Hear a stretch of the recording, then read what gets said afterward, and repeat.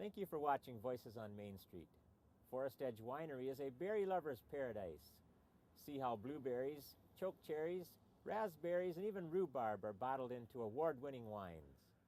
Actually, that's probably the most important thing in wine tasting is just slow down, because if you do what we call a beer gulp, where people, well, you drink a beer, you just kind of go like that. And with wine, if you go like that, you didn't ever find out what it was going to taste like first. So then this is kind of the culmination of a long time plan. Sometimes good ideas take a while to fruit, no pun intended, but the building started construction in September of '98, and by '99 we had our permits and we're making wine, and in the year 2000 in August we opened. Well, let me give you a little bit of the plum. This is all Minnesota fruits and wine, and the wines are made right here. And the people come in know that, I mean, they can tell by walking in here that it's not concentrates and that sort of thing. It's real fruit and sustainable agriculture probably, and it's primeval, I guess. Well, we raise an awful lot of rhubarb, but we buy what we can't produce from local people.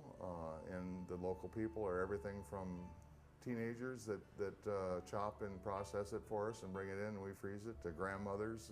We have a fair number of people up by Crookston, Minnesota that bring us rhubarb. Keski Strawberry Farm down just south of Dorset, down on the Hubbard Prairie, we get all of our strawberries from them.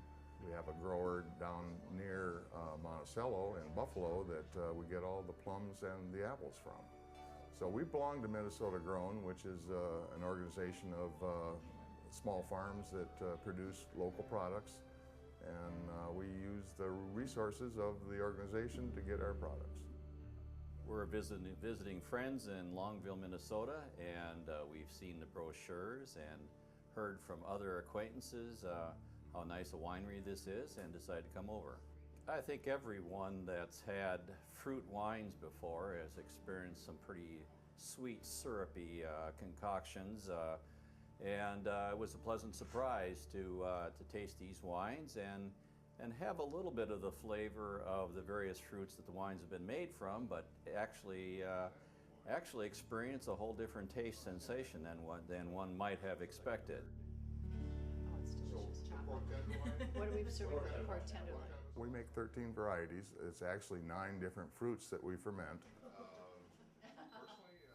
Well, this is our fermentation area, and we do the fermentation maybe about 35 to 40 gallons at a time in these small barrels. When we're fermenting, we'll have maybe as many as 50 of these going, so we're really, in essence, doing 3,000 to 4,000 gallons at a time. Once the wine has fermented, then we pump it back into this room. This is our wine aging and settling room. All the tanks that we use, and in fact all the equipment that we use, came from Italy. The mirror finish on American tanks is pretty, but I really like the swirls on the tank that you can see in the other room, or the one that's over my shoulder here. Okay, in this room you see a pile of wine boxes sitting here. This is our bottling area right here. When John and I are working together, this bottling unit does 6 bottles at a time. This is our corking station right here. It does work with a pneumatic, just simply step on the pedal and it pushes the cork into the bottle. But the process is the bottling, the corking, this little thing with the arm on it here, the silver job, is a little heat oven that shrinks the cap. Yep. So you just simply, when it's going, you just like that. And then a bottle stuck into our bottling labeler. The labeler simply, and this is another one of those Italian machines, it just simply rolls the label on. And you know, the really neat thing is it always puts the back label right on the back and puts the front one on the front. All right. Once the wine has been corked and bottled, we move it back into the warehouse here. I don't know whether you can notice right off the bat there, but the labels are all upside down. The reason they're upside down is the cases are upside down, and that makes the cork stay wet until the bottles leave here to go to the liquor stores or go to the people's houses. You need to keep the corks wet. That maintains the seal, and so the bottle of wine is allowed to set with the cork up, you know, for maybe 9 months or a year or something, the cork can dry out and you kind of lose your product quality. But in this room here, we will change the wine usually about twice in the summertime. And we keep the temp back here is, you know, about 65 degrees. So it's well cooled. The barrels you see sitting here, that's filtered wine that is going to be bottled next. And I do have a kind of a big truck that we bring bottles from the cities. I haul about 11,000 bottles at a time and make about 4 trips a year. Winery does produce about 36,000 bottles a year. Seriously, that you can really experience the flavor layering. Okay, so that first sip was basil-like. When you sip it again, it's probably going to be peppery.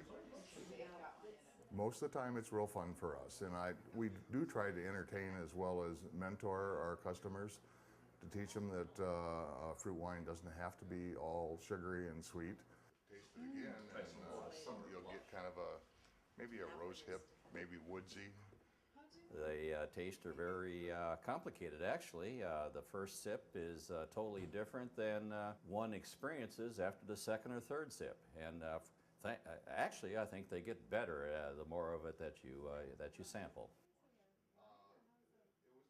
I also make the joke a lot that if your expectation is clear down here, we don't have to be that good to get above what you expect, you know. So, but the reality is our wines have won about 8 or 10 international awards.